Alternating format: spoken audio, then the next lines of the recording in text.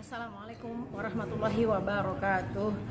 Selamat menunaikan ibadah bulan Ramadan dan sampai akhirnya nanti insya Allah Idul Fitr kepada seluruh pengurus dari Ikatan Keluarga Minangkabau yang berada di seluruh wilayah mulai Aceh sampai ke Papua, dan juga kepada seluruh masyarakat Minangkabau di seluruh dunia pastinya.